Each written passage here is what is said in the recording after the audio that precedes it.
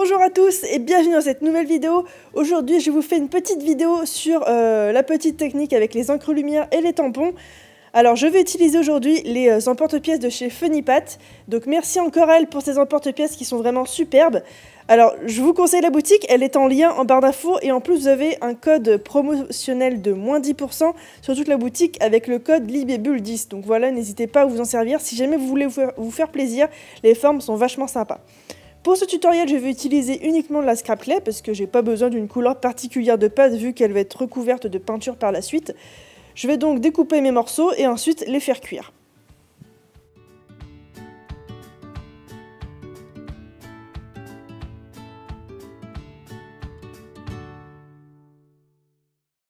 Une fois que la pâte est cuite et encore chaude, je vais venir disposer mes peintures lumière dessus.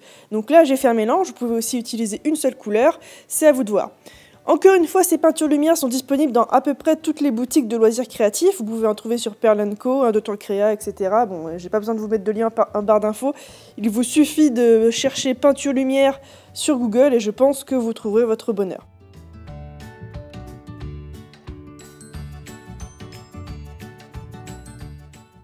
Avec les restes de peinture qu'il y a sur mon pinceau, je vais colorer les bords puisque je ne mettrai pas de semelle sur cette création-là. Vous pouvez laisser comme ça ou bien vous pouvez ajouter un petit peu d'eau au vaporisateur. Alors moi je le fais uniquement pour que les mélanges se fassent correctement et que ça ne fasse pas des traces de pinceau. Comme ça vous aurez un joli résultat bien lisse, bien propre et assez naturel au niveau des mélanges de couleurs.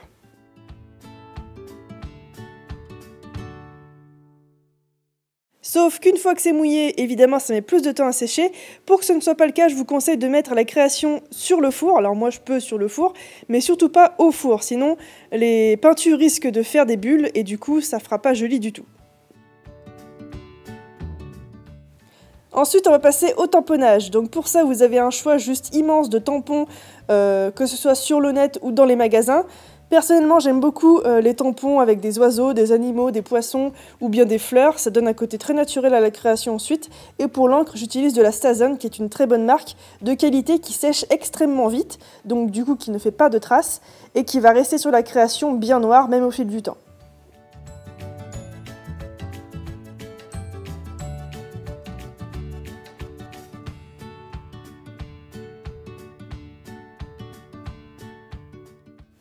Comme ça ne brille pas assez à mon goût, j'en ai jamais assez, je vais ajouter des petits copeaux de feuilles d'argent sur la création. Alors ça colle tout juste parce que évidemment ça colle beaucoup mieux sur un support un petit peu humide ou gras comme la pâte polymère. Mais là la peinture est sèche. Donc du coup je pose juste mes feuilles d'argent, enfin mes copeaux de feuilles d'argent, et je vais ensuite passer à la résine.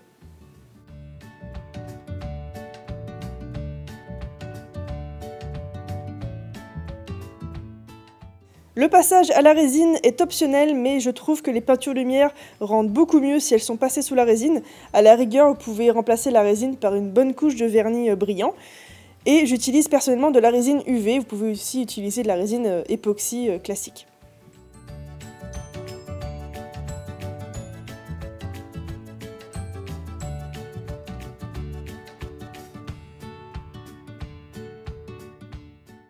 Voilà, on voit quand même que les couleurs sont beaucoup plus vibrantes avec de la résine. Je vais passer sous les UV et comme vous le voyez, ce sont des pièces assez grandes. Si vous avez l'habitude d'utiliser la résine UV, vous aurez aussi l'habitude que les pièces se courbent par rapport au fait que la résine se rétracte et chauffe et donc elle va un petit peu courber les pièces qui sont un petit peu trop grandes. Pour ça, j'ai une solution toute simple. Je vais repasser mes pièces au four, pas obligé que le four soit à 110 degrés, vous pouvez très bien le mettre à 90, ça suffit largement. Et du coup, ça va assouplir la résine et la pièce en pâte polymère et vous pourrez ensuite les retourner.